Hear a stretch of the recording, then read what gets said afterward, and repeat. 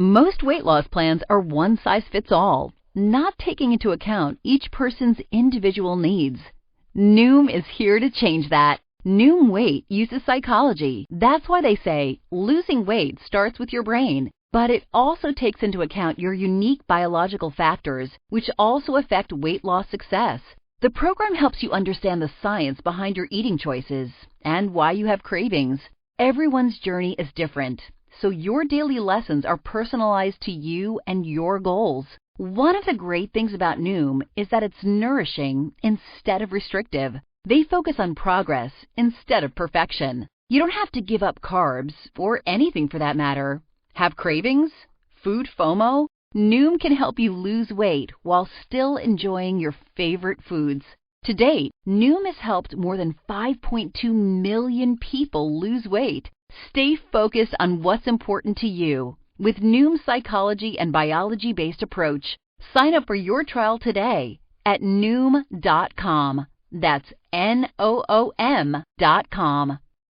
Blog Talk Radio.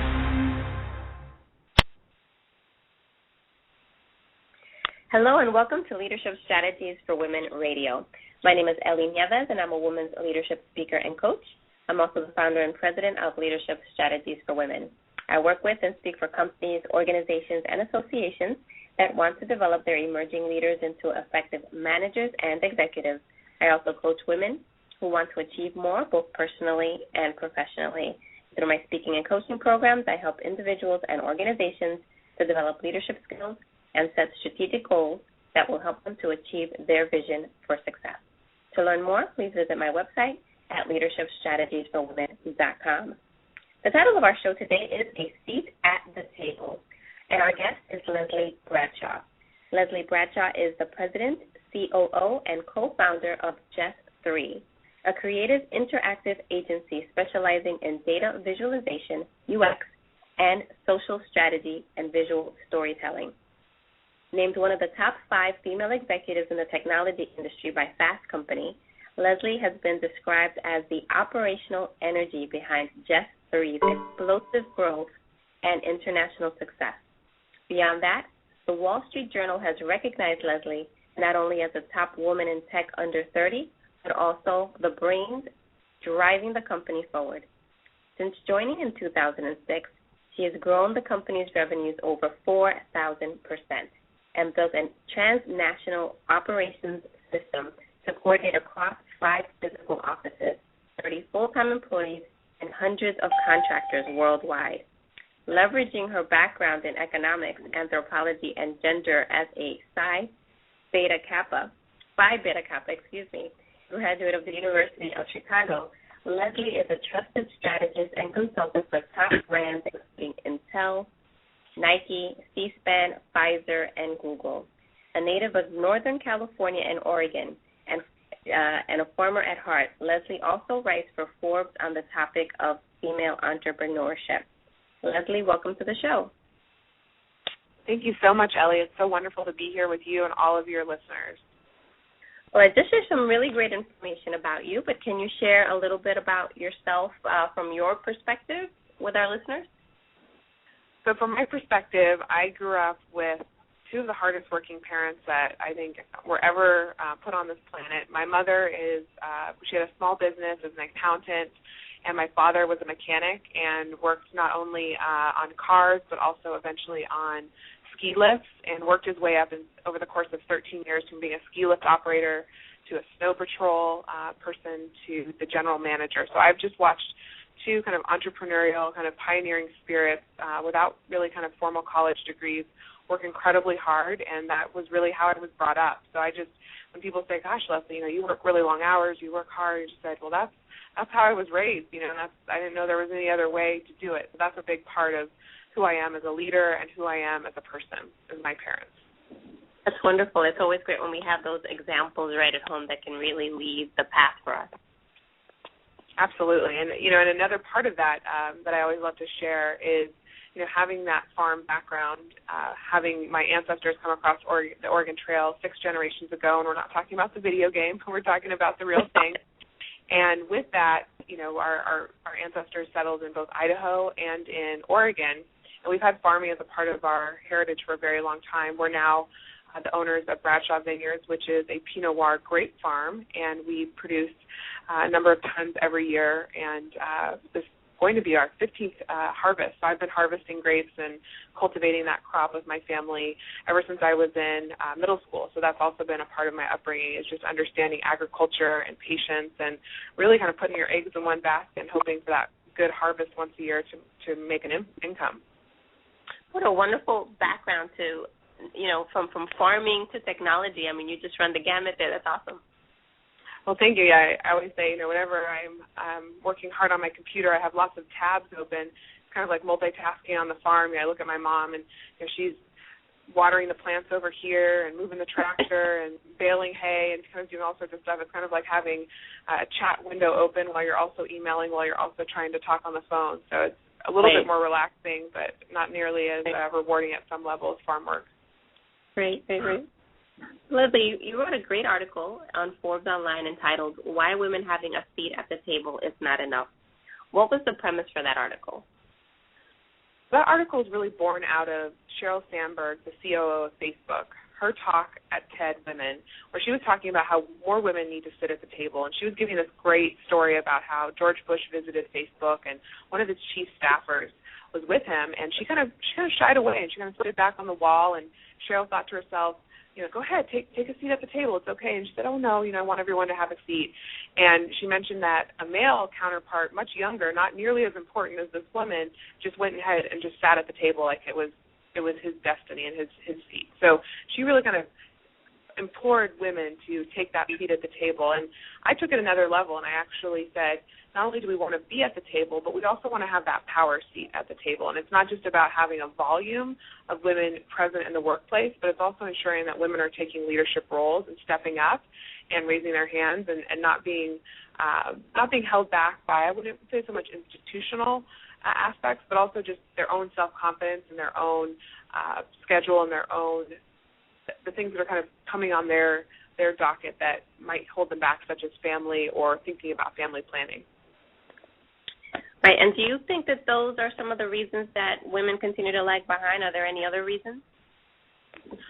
That's one question I would love to spend a couple of years and maybe even a PhD on figuring out, because I think there's a couple of really exciting factors going on the one hand, right? You see a real surge in women obtaining college degrees. In fact, we're not only reaching parity, but we're outpacing men in a lot of fields, including law.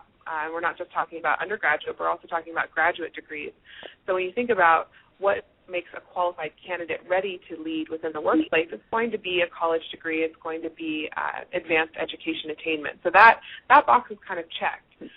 When you think about the other factors that influence, whether or not women can have the leadership roles within a company, is also kind of institutional and structural kind of attitudes. And I would say that many of the companies that I've had the pleasure of working with as a consultant, whether it be the Fortune 500s like Intel or Pfizer, some of the up-and-comers like Twitter and Facebook, everyone's very progressive, and they're wanting to find ways to incorporate and promote diversity of not just gender, but also of ethnicity and other minority class statuses within a company. So it's not really that we're facing this kind of Mad Men, you can only be an assistant or you can only be a paraprofessional mentality, although I do admit that I'd imagine that still exists in a few industries. So when you look at some of the factors, you're kind of thinking to yourself, well, we've got a lot of women that are becoming highly educated and getting those advanced degrees and finding themselves in the workforce. So what is it that's really kind of taking them out of the kind of upper echelons? Why are we only seeing single and maybe low double digits when it comes to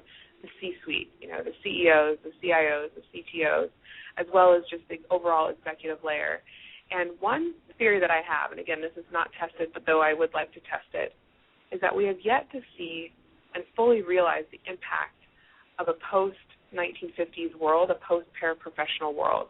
It was only until like the 70s and 80s that women were starting to get PhDs and advanced degrees. And it was only until the 90s and 2000s that women were starting to become partners and presidents and kind of upper echelon management. So I'm very hopeful for the future to see qualified candidates not only obtain the education but the experience necessary to be considered for those positions. So I actually think that we have a dearth of qualified candidates that just aren't quite at that maturation level. And we're coming up. We're charging fast, I just had my 30th birthday, and I know a lot of other people, much like myself, who are coming out of that kind of that third wave of kind of that education. And I believe strongly that in the next 10 to 20 years, I hope to see those numbers shift. So I think it's a wait and see, and it's a little bit less of any particular factor holding anything back. And that's just one theory I have. I think that's a great theory. And, you really showed some great statistics in your article that were very sobering. I mean, you mentioned that, only 6% of Fortune 100 CEOs are women.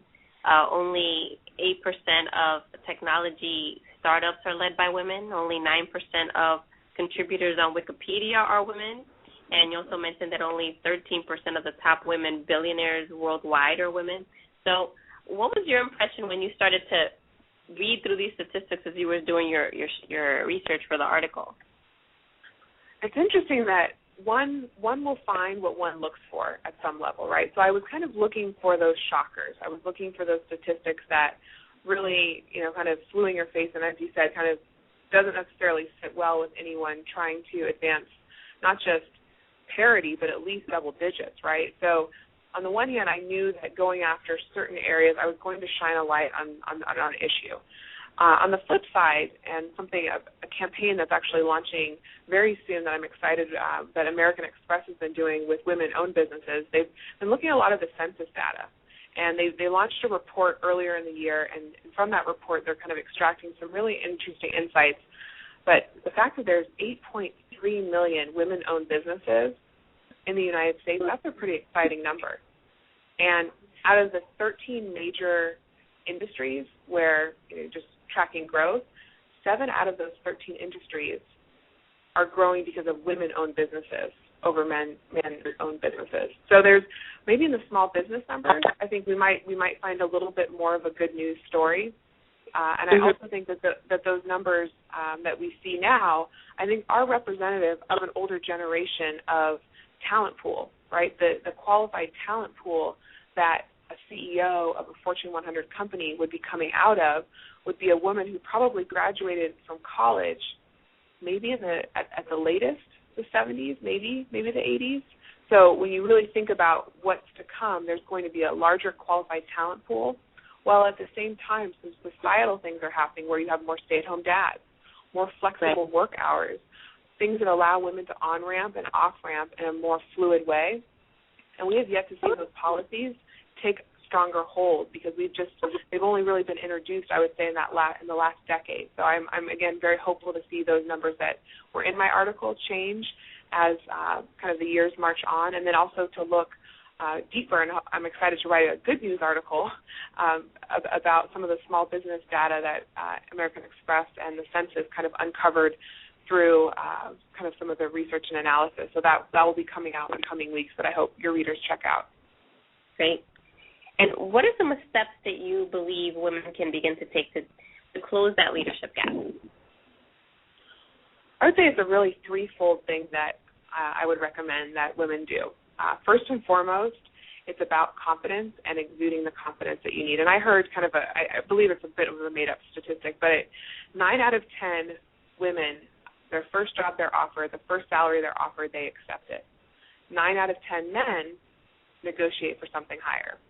And that right out of the gate sets you up for potentially a lifetime of a certain salary. And when you think about raises compounded based on percentages, you're going to compound that gap over and over again. So having that confidence and having that ability to negotiate, which would be kind of like my second bullet point, are two of the most important things that I know I've leveraged within my career, and I noticed that they're attributes of successful female leaders. And the third thing that I will go ahead and borrow a line directly again to quote Sheryl Sandberg is keep your foot on the gas pedal. And this is something that she implores young women who are family planning and are thinking about kind of off-ramping. She says, don't leave before you leave. If you are getting married, if you are thinking about having a family, it doesn't mean that you still don't raise your hand and take that assignment. And oftentimes women start thinking immediately about the other individuals within their family and their lives, which is a fantastic quality that we have as women, but they often do that 18, even 36 months before they even have the child, let alone once they have the child.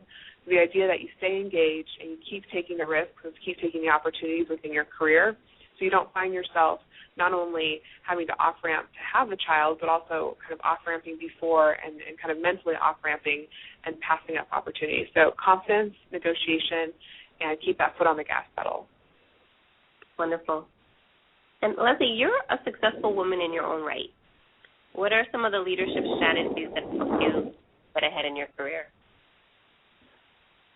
I would say there's two very strong things that, when I think of that question, the very first thing that comes to my mind is tenacity and follow through, and just having this true grit, never giving up, being an entrepreneur, having a small business.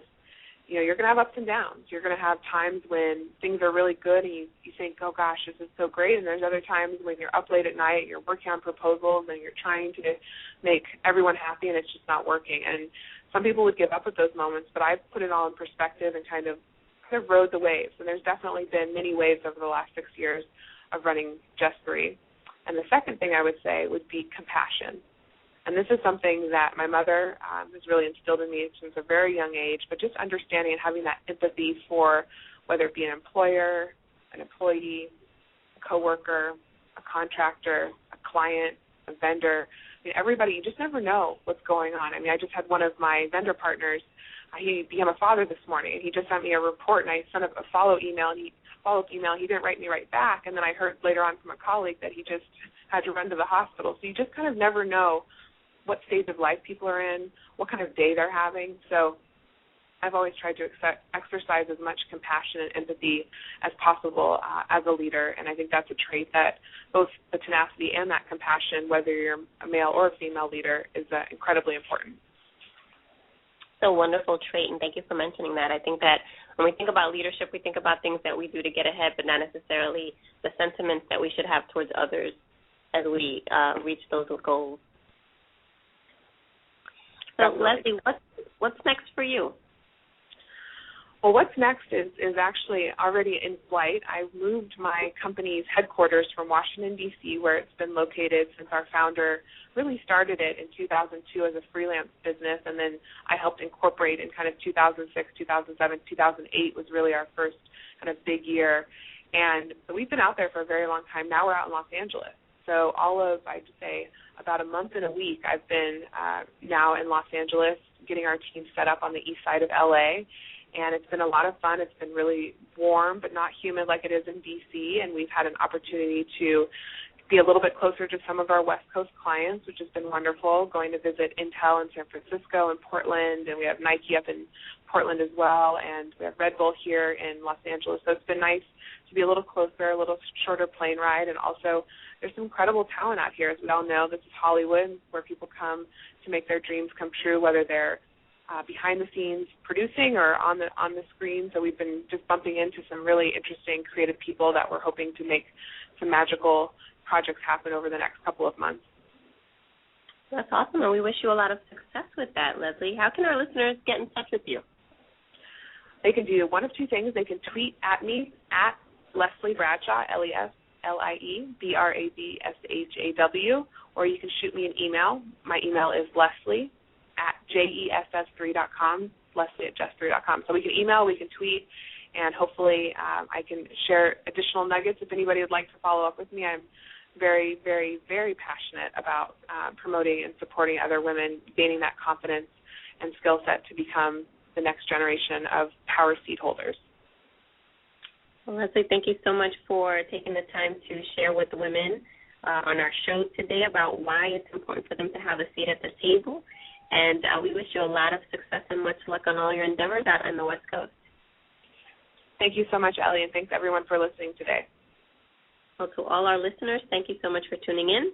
Don't forget to visit the newly relaunched Leadership Strategies for Women website at leadershipstrategiesforwomen.com. Until next time, God bless.